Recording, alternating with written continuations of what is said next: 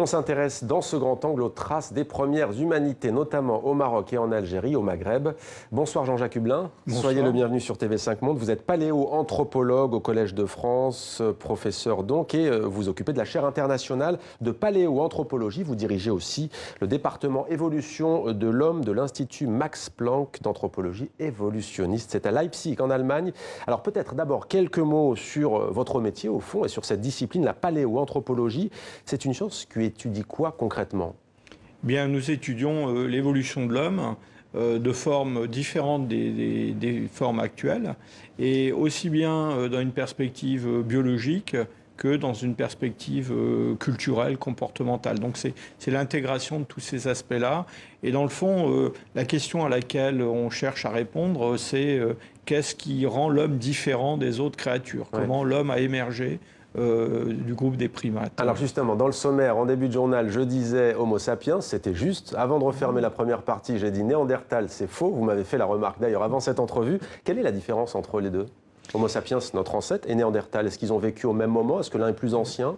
Alors aujourd'hui, il existe une seule espèce humaine sur Terre, et ça nous paraît normal. C'est une espèce qui est très homogène parce qu'elle a une origine commune très récente. Ouais. Mais quand on remonte dans le passé, au-delà, disons, de 40 000 ans, ça n'a jamais été comme ça. Il y a toujours eu plusieurs espèces, un peu comme dans la nature actuelle, il y a des ours polaires, des grizzlies, des ours noirs. Et bien dans le passé, il y a eu des hommes très différents les uns des autres, et donc des branches différentes d'humanité. Et l'homme de Néandertal, c'est une branche européenne, eurasiatique, qui a évolué, alors que nos ancêtres à nous évoluaient en Afrique à la même époque. Lequel était le plus évolué, justement? Ah, ils étaient tous les deux évolués. Ils avaient les mêmes capacités? Alors ça, c'est une question un peu plus délicate. Disons que toutes ces formes, disons, qui ont existé il y a 100 000 ans, 200 000 ans, évoluent toutes un petit peu dans le même sens, vers plus de complexité comportementale. Elles ont un cerveau de plus en plus grand, par exemple. Mais en même temps, elles ont des différences. Et notre espèce à nous, qui évoluait comme les autres dans cette direction-là, à un moment semble avoir passé à une espèce de seuil qui a fait qu'elle s'est répandue en dehors d'Afrique et a remplacé toutes les autres formes d'humanité qui existaient alors. Et Homo sapiens, donc notre ancêtre est bipède, hein, bien entendu, il a la position debout, c'est un hominidé.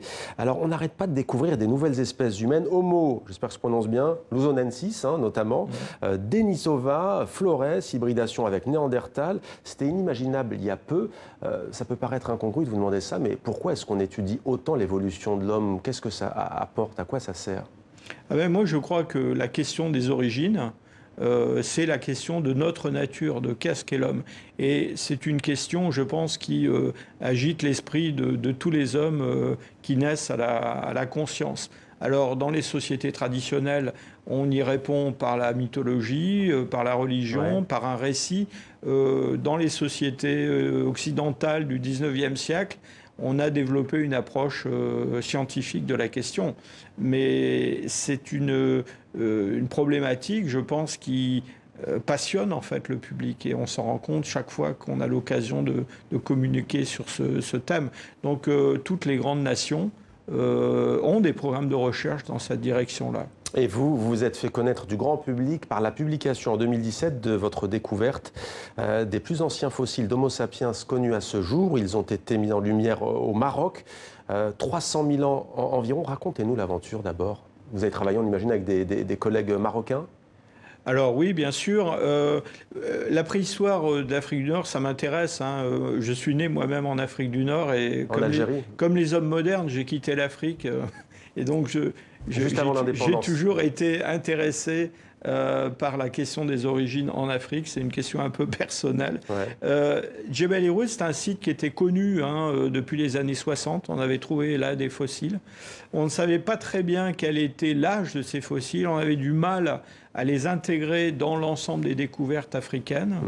Et donc, dans les années 2004-2005, quand j'ai été recruté par la société Max Planck en Afrique, j'ai développé ce projet avec des collègues marocains de l'Institut national des sciences de l'archéologie du patrimoine, le professeur Benser, pour ne pas le nommer. Et donc nous avons repris des travaux initialement pour dater ce site. Alors justement, trouver c'est difficile, dater ça doit l'être aussi. Là on est à 100 km de Marrakech, on précise sur ce site. Comment avez-vous fait ? Alors on a eu la chance, on a eu beaucoup de chance avec ce site.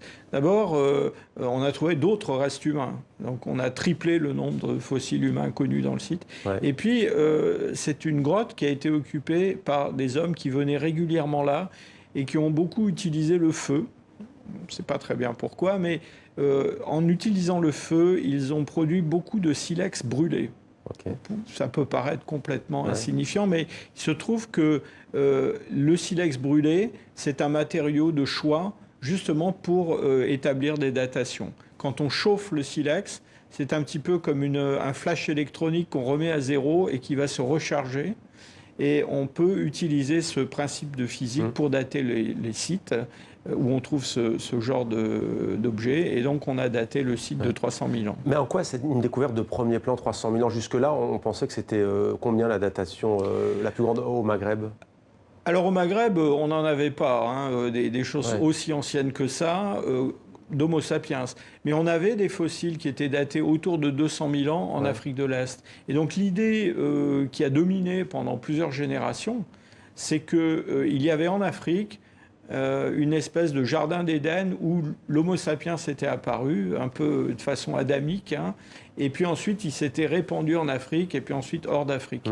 Et donc cette découverte au Maghreb, et puis d'autres découvertes qui sont faites ailleurs en Afrique, nous montrent aujourd'hui que cette idée est fausse, que l'espèce est beaucoup plus ancienne que ce que l'on croyait, et surtout que toutes les régions d'Afrique semblent avoir participé à l'émergence de notre espèce. Un panafricanisme en paléoanthropologie. Voilà, avec des innovations techniques, des inventions qui sont produites dans différentes régions, et puis des mutations dont l'accumulation a donné naissance à un homme comme vous et moi. Alors, dans 4 jours, vendredi 14 juin, aura lieu le colloque Préhistoire et évolution humaine au Maghreb. Ça sera donc au Collège de France, entrée libre, on le précise. Il y aura bien entendu beaucoup de vos collègues, venus notamment du Maghreb, et vous avez cité vos amis au Maroc. Quels étaient les premiers mammifères, je dis bien mammifères, au Maghreb et quand ? Alors, les mammifères, c'est beaucoup plus ancien que ça. Les mammifères, ils sont connus déjà au temps des dinosaures. Ouais. Donc là, on remonte au-delà de 65 millions d'années. On est dans une échelle de temps complètement différente. À partir de quand il y a les premières traces humaines au Maghreb ? Alors, on a des outillages qui ont été découverts en Algérie, dans un site qui s'appelle Ain Anesh, et qui a été récemment daté par des collègues algériens, autour de 2 millions d'années. Alors, il y a des discussions pour savoir si c'est un petit peu plus ou un petit peu moins. Mais enfin, en tout cas, autour de cette date-là, on a déjà une présence d'hominines, pas des Homo sapiens, des formes beaucoup plus primitives que l'homme actuel, en Afrique du Nord. Et vous, qu'allez-vous transmettre au cours de ce colloque ? Alors, j'ai invité des spécialistes de différentes époques, donc de ces périodes très anciennes, mais aussi de périodes plus récentes, jusqu'à l'apparition de l'agriculture au néolithique. Et donc on va couvrir tout un panorama d'espèces humaines différentes, et puis de développement technique, culturel. Et puis ce que j'ai voulu faire aussi en organisant ce colloque, c'est donner la parole aux chercheurs maghrébins. Donc il y aura au moins autant de collègues, alors beaucoup du Maroc, j'ai une collègue algérienne qui sera là aussi, j'en suis très content, et puis alors des spécialistes américains, anglais, français aussi, qui échangeront sur cette histoire passionnante, parce que dans le fond, on a un peu négligé cette partie-là de l'Afrique, parce que les projecteurs étaient tournés surtout sur l'Afrique du Sud et l'Afrique de l'Est, et on se rend compte maintenant que le Maghreb, qui paraissait une sorte de cul-de-sac un peu éloigné des centres importants, eh bien, c'est une région où, dans le fond, des innovations très importantes sont apparues de façon plus ancienne même qu'en Afrique du Sud ou en Afrique de l'Est. Alors, on va revenir sur cette question précisément d'Afrique du Sud, Afrique de l'Est et Maghreb, mais vous avez dit l'agriculture au néolithique, pour qu'on se fasse une idée, ça donnait quoi ? Alors, à un moment donné, les hommes ont cessé d'être des chasseurs, cueilleurs. Ils se sont mis à utiliser des ressources de façon beaucoup plus sédentaire. Alors, on voit d'ailleurs chez les derniers chasseurs-cueilleurs, on en parlera vendredi au Collège de France, on voit une utilisation de plantes, de céréales qui sont sauvages, mais que ces hommes savent cultiver, enfin, sinon cultiver, du moins récolter. On voit par exemple des caries dentaires se développer parce qu'ils absorbent des hydrates de carbone, des sucres. Change. Et puis l'élevage aussi, hein, qui va connaître un rôle très important dans cette transformation des sociétés de chasseurs vers une forme de sédentarité et puis d'exploitation agricole des terres. Alors, au-delà des idées reçues sur ce que vous disiez, Afrique du Sud, Afrique de l'Est et Maghreb, il y a aussi d'autres indices, dites-nous si c'est vrai ou pas, qui convergent pour remettre en question le modèle de dispersion initiale d'Homo sapiens, à savoir que ce scénario n'est pas forcément le plus évident. On parle aussi notamment de l'Eurasie, par exemple. Alors, qu'il y ait une dispersion d'Homo sapiens à partir de l'Afrique vers le reste du monde, ça, c'est assez bien démontré aujourd'hui.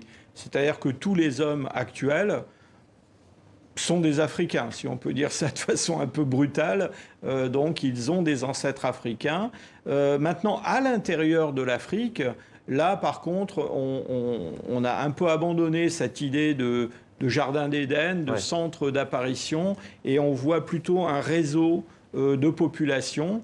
D'ailleurs, avec des épisodes pendant lesquels le Sahara disparaît complètement et est remplacé par une savane, hein, donc avec des contacts entre toutes ces populations. Et donc, c'est de ce réseau-là qu'est née l'humanité actuelle. Et le Sahara qui devient vert, si on voulait en savoir plus, donc, et si vous êtes à Paris, il faut aller au Collège de France vendredi. Merci beaucoup Jean-Jacques Hublin d'avoir répondu à nos questions sur TV5 Monde.